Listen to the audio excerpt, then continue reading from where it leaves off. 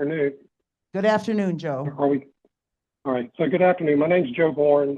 I'm here representing the Protect Sandbridge Beach Coalition. We're a group of concerned Virginia Beach citizens who've sought to educate ourselves and our community about Avangrid and their proposed Kitty Hawk offshore wind project. As we've learned more about this project, we've reached out to other stakeholders and decision makers at the local and state level. This includes a proactive outreach to civic leagues, HOAs, or private groups around the community. And I'd like to extend my thanks to Suzanne and to the Save Greater Dowses Beach group for allowing me to participate in today's summit. To start, I thought it'd be helpful to give you a high-level picture of the Kitty Hawk proposal. As you can see from the picture shown, the wind lease area for this project is approximately 25 miles east of the Outer Banks, with a proposed offshore cable route that runs northwest into Sandbridge Beach, a community located in Virginia Beach, Virginia. This is a 3.5 gigawatt project, which makes it the largest single landfall in the U.S. and the largest that Avangrid has ever attempted. Landfall will include 6 offshore export cables being landed into 6 transition joint bays, as you know, each the size of a rail car. These cables are then split into 18 separate transmission lines. The onshore cables will run approximately 6 miles along the red route shown in the picture to the right, through Sandbridge, through the Back Bay National Wildlife Refuge, and then through surrounding communities until it terminates at a newly built substation in an area we call Corporate Landing. And while they claim that all the lines will be run underground, they've reserved the right to go above ground along the section bounded by the yellow arrows shown in that same picture.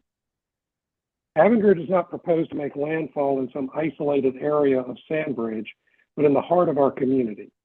There's one road into Sandbridge from the mainland. The main intersection is the hub of shopping, restaurants, public parking, fire and rescue, and is the singular access in and out of our community. It is essentially our community's front porch. Now, the major timeline of events for us is shown in this summary. In like fashion with so many of their other projects, Avangrid spent the first several years quietly courting city officials with no public engagement. But in 2022, public visibility began to take shape, primarily in the Sandbridge community. By the end of that year, we were told by most people we reached out to that this project was, and I quote, a done deal. At a February 2023 City Council meeting, Avangrid, with the support of the Virginia Beach Economic Development Group, made a push for the easement approvals that are needed to make landfall in Sandbridge. A strong community presence at that meeting gave City Council pause, and more formal public briefing was ordered. This briefing was held in May. Avangrid presented their case, and approximately 70 Virginia Beach residents spoke largely in opposition. The meeting ran for about 4 hours and ended with City Council advising Avangrid that they needed to more properly engage the public.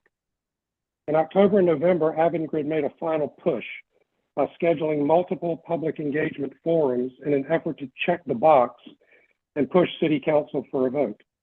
Notably, none of these public sessions were held in any of the affected areas of the city. Later in November, City Council had apparently heard and seen enough, and they made a public statement of non-support for the Kitty Hawk project and advised Avangrid accordingly. Now, as of today, Avangrid is attempting to work around this decision at the state level. The city, along with affected communities, are mobilizing our efforts to fight them at the State House. So while our fight is not over, if you had asked us where we thought we would be just 12 months ago, we would have told you that the city was going to grant easement and this project would be moving forward at pace. What I'd like to spend the rest of my time on is sharing how we went from it's a done deal to no support over the course of the last year. As we get into this discussion, let me start by saying this has been a full community effort. People have written, called, and shown up. Presence matters, and we encouraged everyone to speak their mind, not from a script, but we took the position that presence alone would not carry the day.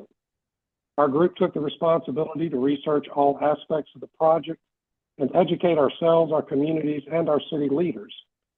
To develop our strategy, we work with the simple model depicted in this graphic and ask ourselves how we might best tip the debate in our favor. In any debate, you're looking for points of leverage. This picture led us to three basic tactics we tried to consistently employ: add weight to our position, remove weight from their position, and win the credibility battle to shift that fulcrum to our advantage, adding to the leverage we needed to win. As we applied this model to our local situation, on the left of the scale, you see a sampling, just a sampling of the specific issues we've dealt with in the Virginia Beach area, alongside some of the opposition argument that has been made by Avangrid and their supporters. Below the bar, you see the credibility tug of war that's been going on to secure credibility with decision makers. In general, I would share three observations from this. First, local issues that will move decision makers tend to be unique for each community, and it takes some time to find the right issues and the right messaging around those issues to shape opinion. For purposes of today, I'm not going to dwell much on our local issues for just that reason. All I can say is that we are actively seeking to learn new things and new ways to frame our issues to keep our arguments on point on an almost daily basis. Second, the opposition themes seem to be more common in each community. This is the best alternative. These are the great economic benefits. Here are the environmental benefits and how it will impact climate change. And then lastly, the credibility tug of war also shares similarities when it comes to a specific developer, in our case, Avangrid. They play the same cards against you, and they carry the same weaknesses with them from place to place. So in my remaining time, I'd like to spend a few minutes talking about our response to the second and third points, since these are the areas of potentially shared interest. So let's first talk a little bit about removing weight from their position. We'll start with claimed economic benefits, and you all know the story. Billions of dollars, hundreds of jobs, a unicorn in every backyard. And while I could argue all afternoon about the fallacies in these promises, it was an argument we did not have the resources to win. Virginia Beach is part of a shared metropolitan area called Hampton Roads, which boasts the Norfolk Naval Shipyards. This is a major coastal asset that is keenly interested in supporting this offshore activity. The regional chambers of commerce, the state economic development boards, etc., were all in support.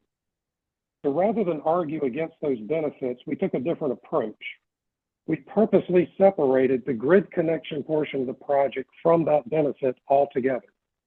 In doing this, we were able to put our number one concern, landfall and cable routing, in a different economic light, and it put the local risks into a much better perspective. We've routinely argued that grid connection has no bearing on the development of this proposed Hampton Roads offshore wind hub. And this is supported by a 2019 Virginia Department of Energy study on that specific topic. What we feel great satisfaction with right now is that when we started, this was not a consideration, and now we hear city council members saying exactly what we've been saying. Secondly, the environmental claims. Climate change will be eradicated, no more fossil fuels, the oceans will stop rising. This is the common argument again and again, and we could argue factually against that as well. The problem we face there is that environmental groups that would typically advocate for our position are conflicted, and they're rationalizing development risks they would never take otherwise. Basically, we get the feeling that they will not get to sit at the cool kids table at any of their climate seminars if they say anything that may hinder the rapid advance of renewable energy development. Our most recent approach, and honestly one that we're still trying to get the measure of, is to remove the guilt factor from decision makers. BOEM is on, as noted earlier, BOEM is on the record stating that all the offshore wind development the U.S. is pursuing will not move the needle on climate change at all, much less a single project. We are using this to let decision makers know they have time to get this right. Saying no to certain proposals will not end life as we know it. There is time to consider the best way to do things, not the fastest. Speed and urgency are not the same thing. Lastly, the claim that this particular landfall is the best alternative, or in our case, they claim that this is the only alternative, puts artificial pressure on decision makers, and our challenge is that the developers control all the data on site selection and design, and we don't have an engineering firm at our disposal to fully develop alternatives on our own. Our approach has been to take advantage of the one thing we know about Avangrid. They are loose with the facts. We consistently ask for a side-by-side, fully costed comparison of the alternatives considered, and we've used FOIA for any developer documents subject to disclosure that we think might be helpful. In doing this, we've been able to identify technically and commercially viable alternatives that were identified by Avangrid's own work, but never disclosed to challenge their claim and to weaken their credibility, which is a handy segue into my next slide, winning the credibility tug of war.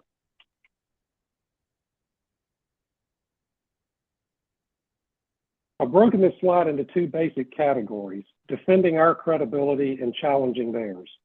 Defending our credibility is all about the actions and positions we take to defend what we're saying, while challenging their credibility is basically doing the opposite, taking the actions and the positions needed to surface issues with what they've been saying. To the defensive actions, as we noted on the earlier slide, the two most common accusations that are leveled at our efforts are claims of NIMBY and the accusation we are spreading misinformation. We've taken a proactive approach to NIMBY by noting first that it is an accusation leveled in an effort to shame communities into silence, and that it is an unfair characterization of community concern. Look, whenever a major project like this is proposed, there's a developer that wants to make it happen, and they put forward the most glowing message they can to sell the idea. On the other hand, there are, more often than not, communities directly impacted, and they are going to be the most motivated to ask the hard questions and raise the legitimate concerns that need to be addressed. It is a healthy and necessary part of the review process. It's vital that citizens work in partnership with city officials and bring objective input to the process. And we share this in every meeting and with every community group that we're in front of.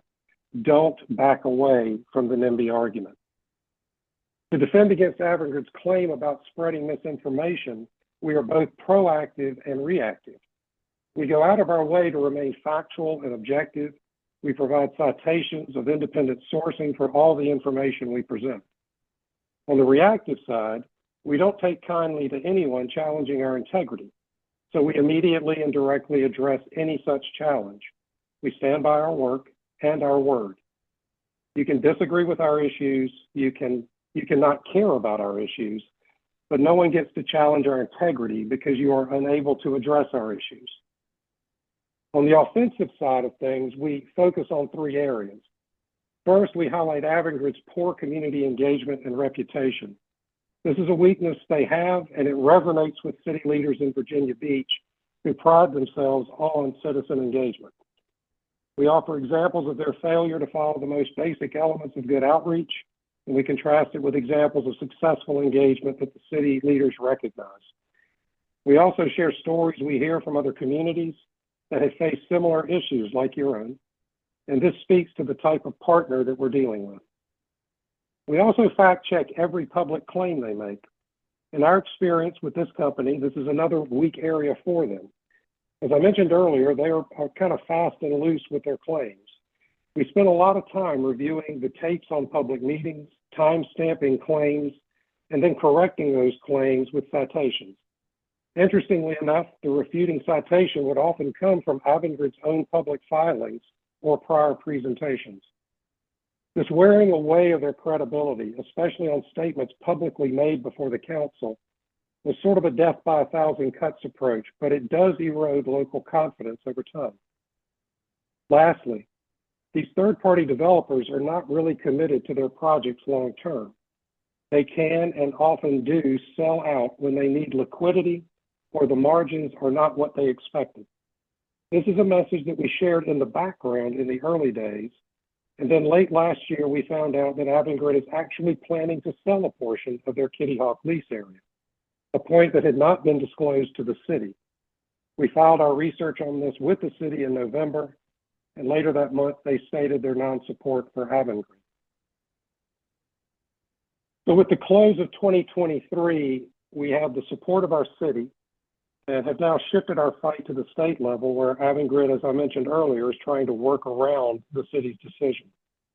So our fight's not over, but we have made great progress, and it does give us confidence that we can win other fights along the way. So let me just offer a few closing thoughts. First off, don't listen to it's a done deal and it's not a fair process. It's not a done deal until the last coat of paint dries, and if you start assuming that it's not a fair process, I guess for me, I just lose heart. I have to assume that the rational argument and the community engagement wins in the end. It does take a complementary core team, a unified community, and a broad network. I'm blessed with balanced skill sets on our core team. Our group really complements each other well in that regard, and we respect each other's strengths and weaknesses. I'd also say a community speaking with one voice, and that's not necessarily the same message or the same way of saying it. It's just unified behind, we don't want this. Along with physical presence, there's just no substitute for that volume, that strong voice.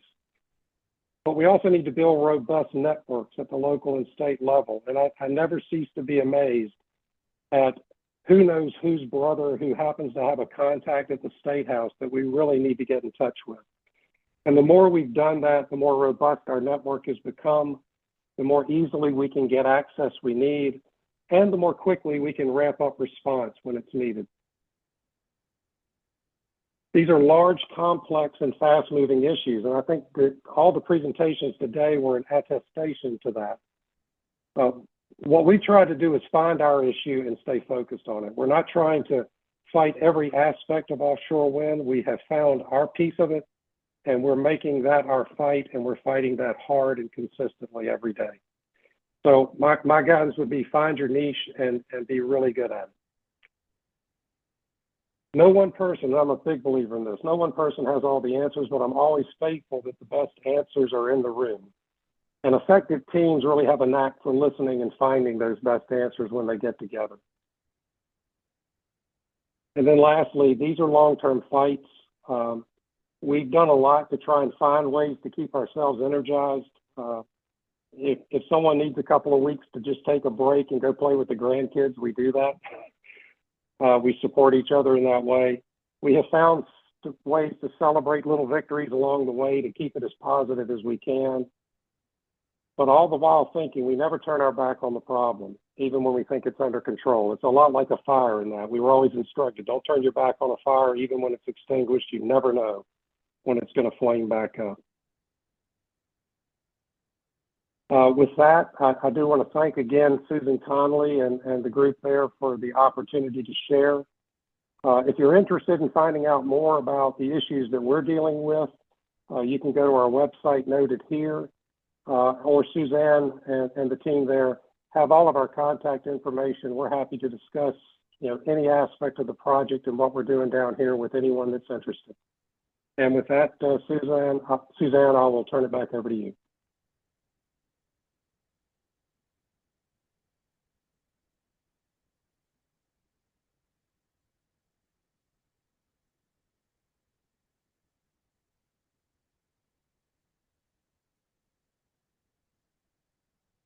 Is it all set? Okay.